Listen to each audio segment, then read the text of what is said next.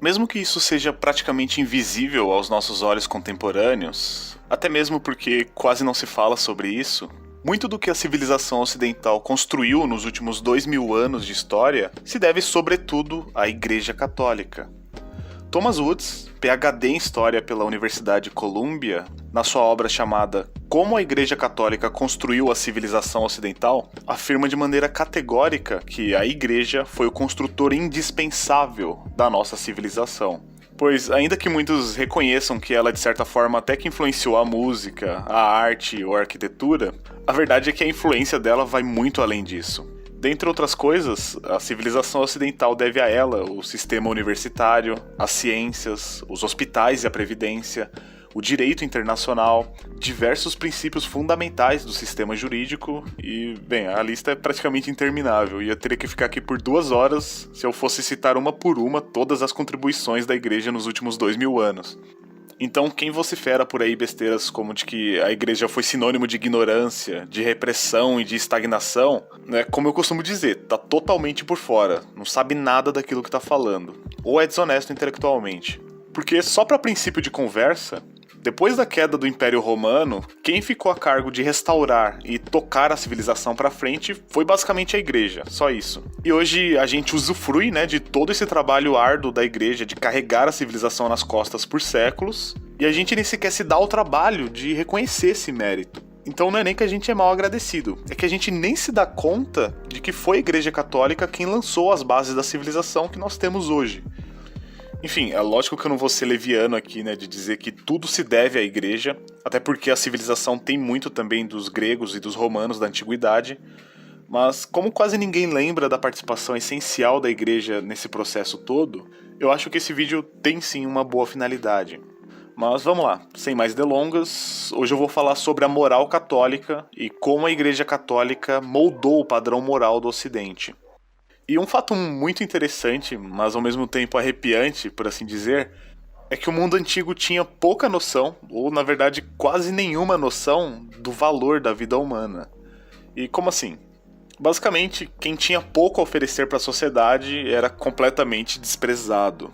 Fracos, velhos, doentes e até mesmo as mulheres eram tratados como insignificantes ou até mesmo abandonados na cultura pagã daquele tempo.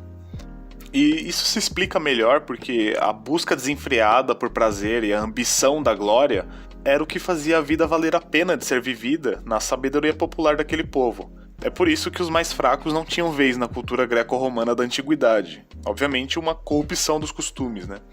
E uma das consequências desse desprezo da vida humana por parte dos romanos foram os jogos de gladiadores tão tradicionais do Império Romano. Em resumo, esse era um evento muito popular nas arenas romanas, onde homens eram colocados para lutar entre si até a morte como forma de entretenimento.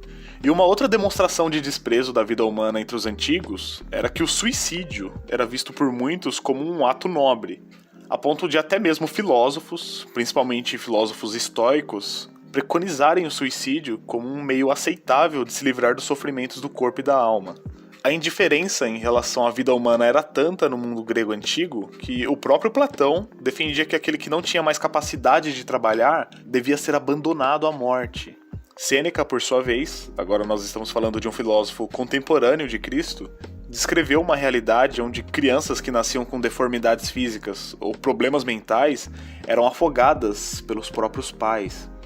Sendo que até mesmo meninas saudáveis, só por serem meninas, eram abandonadas pelos pais por serem vistas como indesejáveis ou inúteis pela cultura romana pagã. Os cristãos, obviamente, se opuseram ferrenhamente a esses comportamentos absurdos. Um dos princípios centrais do catolicismo é justamente a sacralidade da vida humana, do valor único de cada pessoa, já que nós entendemos que a vida é um presente de Deus aos homens. Então, ao passo que Roma foi se convertendo aos poucos ao cristianismo, e dado ao trabalho de apologistas como Santo Agostinho, os suicídios naturalmente começaram a se reduzir substancialmente no Império Romano. E quanto aos combates de gladiadores, já no século IV, os imperadores cristãos se prestaram a abolir de uma vez por todas estes jogos sangrentos em solo romano. Como sabemos, o mandamento máximo de Cristo, amarás o teu próximo como a ti mesmo, é a base de toda a moralidade das sociedades cristãs. Um verdadeiro cristão comprometido tem piedade para com a miséria alheia e, com isso, sente o desejo de aliviá-la. E, basicamente, foi isso o que transformou a mentalidade do Império Romano, onde havia indiferença para com o sofrimento do próximo, passa a ver a humildade cristã. Assim sendo, instituições de caridade começam a ser estabelecidas por toda a parte, a fim de atender às necessidades dos fracos e indefesos. Um homem cuja velhice o impede de trabalhar não é mais abandonado à própria sorte numa sociedade cristã. Ele é acolhido em um asilo.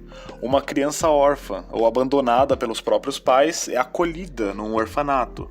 Os doentes são tratados em hospitais. Esse ideal cristão de caridade praticamente não existia em lugar nenhum das sociedades que ainda não haviam recebido o cristianismo. Fazer o bem a alguém sem esperar algo em troca era um conceito completamente descabido, seja para romanos, para gregos ou para germânicos. Mas o que o cristianismo propunha era justamente isso, o amor ao próximo como uma das maiores virtudes do ser humano. Isso deu um impulso tão grande em direção à dignidade do ser humano que, se não fosse pela igreja, provavelmente estes costumes perversos que aconteciam literalmente a céu aberto na época da civilização greco-romana, talvez demorariam muito tempo para se extinguir e talvez nunca se extinguiriam.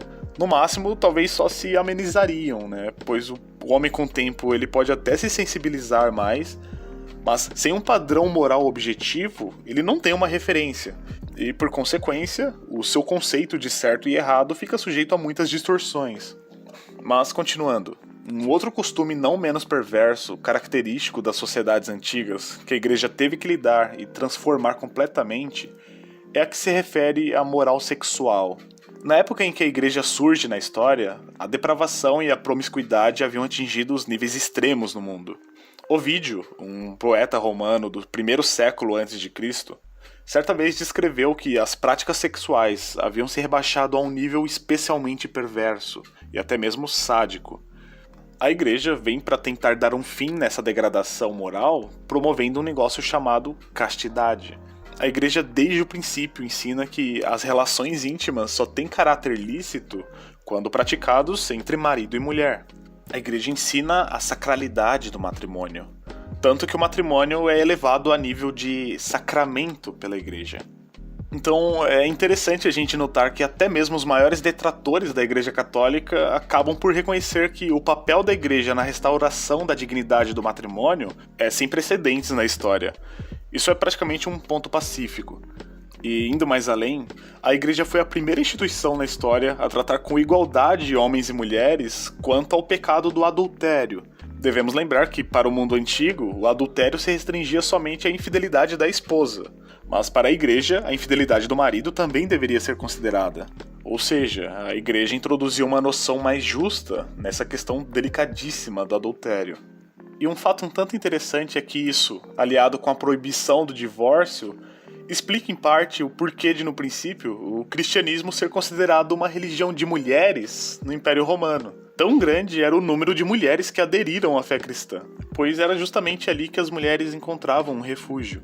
E não é para menos, além da questão da equalização do adultério e da proibição do divórcio, a igreja transformou completamente a figura da mulher.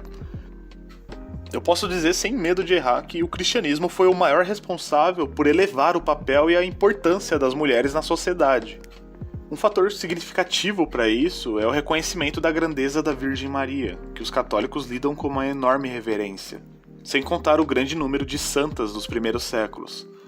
E fazer isso numa sociedade extremamente patriarcal como era naquele tempo é um feito muito impressionante da igreja que quase ninguém dá o mérito devido. Aliás, um dos motivos pelos quais a igreja foi muito rejeitada pela elite do Império Romano no início era justamente por essa conexão com as mulheres. Então, para quem acha que a igreja é machista ou misógina, se é que isso é possível, é justamente o oposto. A mulher só tem destaque no Ocidente porque a igreja pavimentou o caminho para isso. A igreja afirma sim a submissão da mulher ao seu marido, mas ela de forma nenhuma rebaixa as mulheres. Ela elevou o papel das mulheres. E bem, eu avisei que esse é um tema muito vasto, né? Então ainda falta muita coisa importante a ser acrescentada, como por exemplo a forma como a igreja lidou com a escravidão, ou então como ela converteu e transformou os costumes dos povos bárbaros, Mas eu não vou conseguir tratar de todos esses assuntos sem que o vídeo fique gigantesco, né? E vídeos grandes são muito maçantes. E realmente, eu não quero simplesmente passar por cima, né? Eu quero que os pontos sejam bem esclarecidos.